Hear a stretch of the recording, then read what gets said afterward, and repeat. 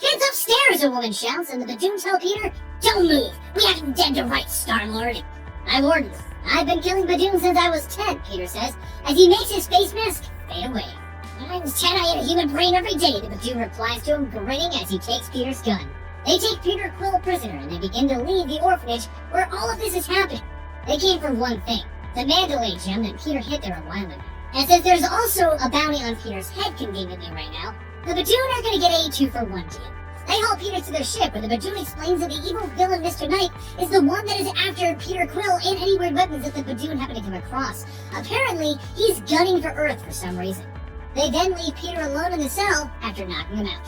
When he comes to, he kicks off the communicator that he's hidden in his boot, and he dials up the greatest girl in the galaxy, Kitty Pryde. He calls to make sure that Earth is okay, because if Mr. Knight is gunning for Earth, did he miss something?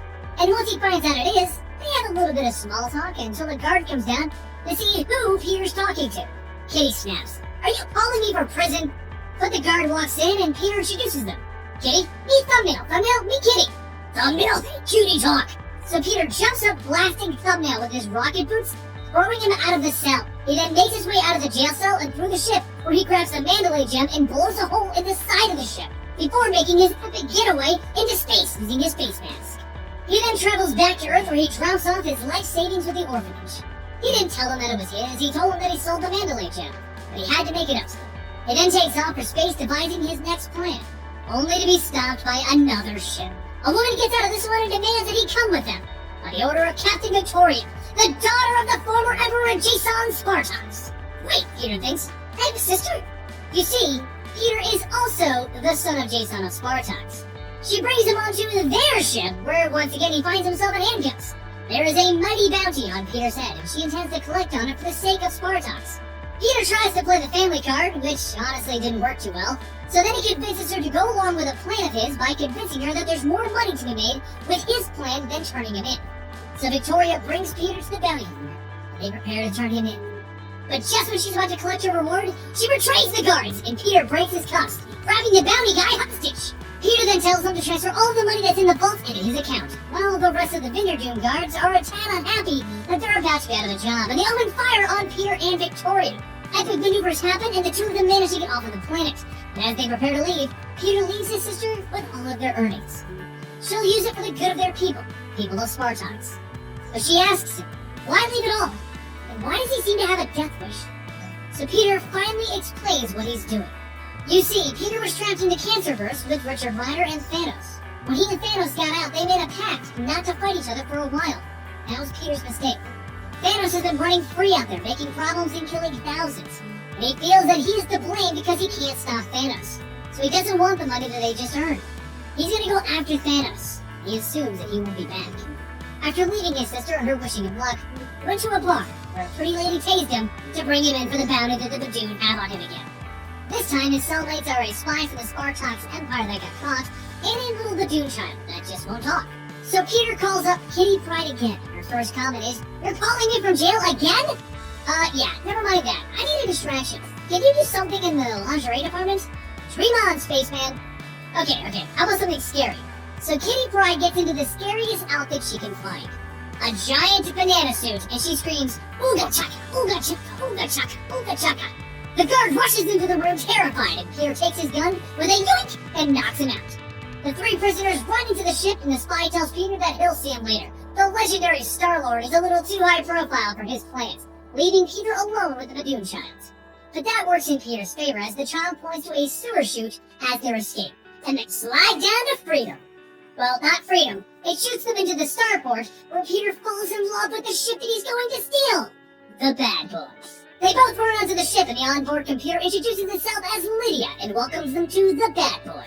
Peter asks if they have enough fuel to make a break for it, and Lydia tells him only if they can play Aquabats as they go. He answers with, "Only if I can sing every word." Okay, I kinda like you now, but I only have enough juice for 2 people. And that's when behind them, Peter and the Badoons see that the spy has snuck on board. "Kick the Badoon off, Peter! Let's get out of here!" Peter and the Badoon child both look at the spy, and then they kick him off the ship singing, "We were super fat!"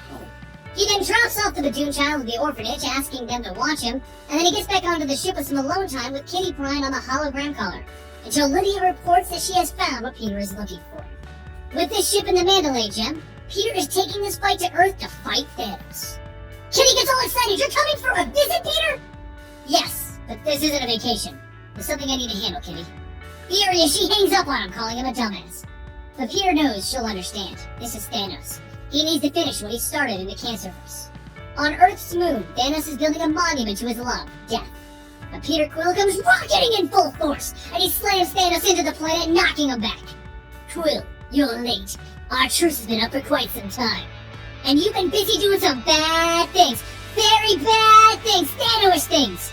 I'm surprised that you're surprised. You really went to town while my hands were tied, didn't you, Thanos?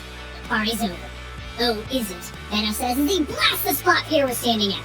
But Peter has a secret weapon, the Mandalay Gem, and it's granting him insane amounts of power as he rockets through the explosion to Thanos' surprise. You got it, big boy, and I'm gonna make you pay for everything you did. Thanos grabs Peter by the back of the head and he slams him into his knee, causing Peter's nose to bleed. Ouch! My nose! My mother gave me this nose! They go back and forth for a few seconds until Thanos grabs the gem off of Peter's chest. This gem is celestial technology. You have no idea what you are doing. But he reels back in pain as the crystal refuses to leave Peter. I don't know, Thanos. You tell me. Does it feel like I know what I'm doing? And he bombards Thanos with the power of the gem. He then leaps onto Thanos, ready to finish this. And Thanos grins. If you destroy me here, this moon will be destroyed. And if this moon dies, the Earth dies. Will you make the Earth pay for the price of your guilt? Peter stands up, and he walks away. Sit tight while I call the Avengers, and we'll figure out what to do with you. By the time they get here, I'll be gone. Either they won't believe you, or they'll chastise you for letting me get away. Again. Heed my counsel, coward. Give up your vengeance. You have too much milk in your veins. The truce is over for you, but it is also over for me. Beware. And he takes off for space, leaving Peter right there. Lydia flies the ship in close. That was pretty hardcore, Peter. I guess. I'm gonna take Thanos' advice.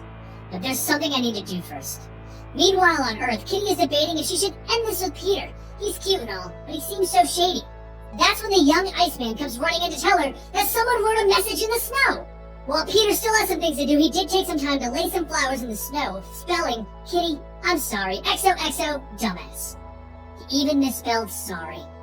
She smiled looking at it.